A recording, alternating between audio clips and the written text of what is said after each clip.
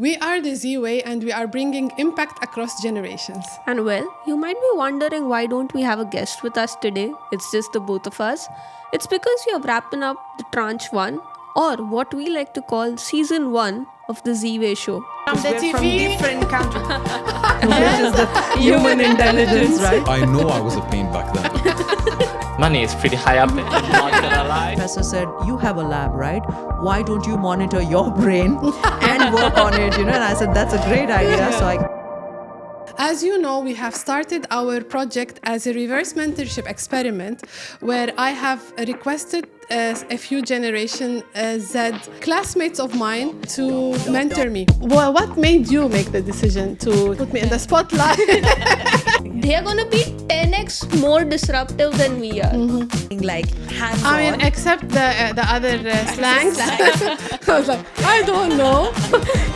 And from that, we actually identified a gap across different industries where we feel that the industries are not all ready to have intergenerational teams, and to also look into the leadership qualities and strategies and processes and procedures to be ready for intergenerational teams.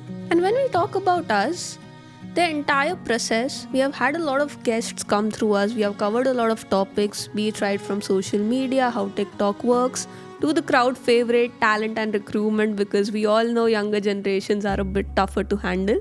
And a lot of people, so older generations, have their own quirks too.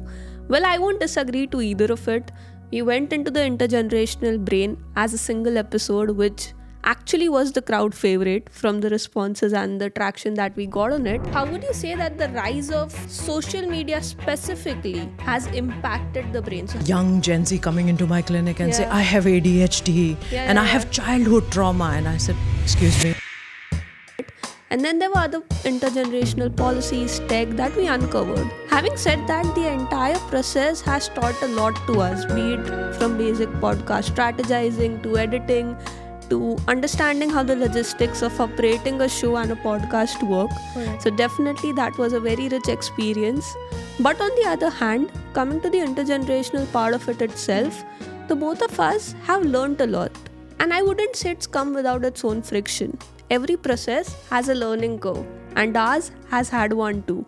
Be it in terms of the way we think, the way we have our working styles, the way we operate, the way we prefer certain things. And whilst there was friction in every step, because that's how life works, the bigger goal at hand, which was to make intergenerational impact happen, that's what has kept us together. And that's what is still driving us together to take the Z-Way to the next level and see where it goes from here. There has been a lot of learnings that we also received from our different guests. What we can confirm is that every industry we have explored, or every guest that has come to the show, in any discussion, we noticed that there is that gap. And there is an opportunity to start to close that gap by different steps that can be done. First, by understanding the expectations of each and every generation. So whether you are in tech industry, or you are actually working in social media, you're trying to apply for a job, or you are recruiting, or you want to really understand the neuroscience behind the brains of different generations, whether it's in policies or in processes, governments versus entrepreneurship. Any of these episodes that we have actually posted earlier, or if you are in any of these industries, start with asking yourself, are we ready to have intergenerational teams? What is the criteria, or what is the need to have those generations?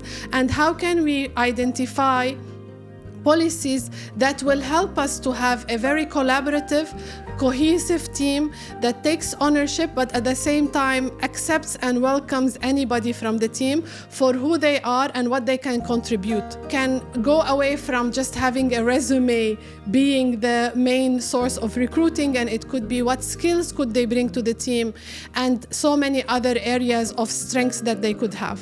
So we encourage you, whilst we figure out what's going to be the season 2 for us and what's the next steps and the whole project that we wanted to practice and bring a platform to the teams to understand that there is conversations that need to happen, conversations that are one-on-one, in groups, in companies, across different generations need to start to take place so that we can be ready for the multi-generational workforce that will come in the future. Get yourself ready with what skills you would need to be able to navigate the future, whether it's a development on emotional intelligence or artificial intelligence. It doesn't have to be one or the other. It could be a mix of both. So we encourage you to start to take the steps and really look yourself in the mirror and say, are we ready? What do we have to do to be ready? Who can we speak with to get ready? And start to take the steps one at a time. Exactly. And we just encourage you to see beyond the boundaries, because the real impact will get uncovered once we stop putting those boundaries, attaching those stereotypes to each generations, and get ourselves out of the box. Build inclusive spaces, authentic spaces that foster intergenerational collaboration, because that's the future. Like we have said, across a lot of ventures and across a lot of junctures, at any point in time, there's going to be 5 generations together in a workplace, in a relationship, in a family, in a restaurant, even in your clubs.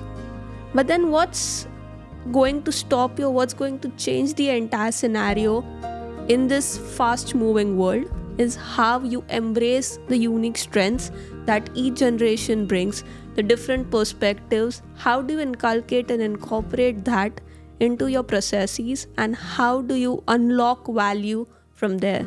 So that's pretty much the core message that we have always wanted to give through the Z-Way. And the only thing that we want to tell you is, let's live the Z-Way. Let's live the Z-Way.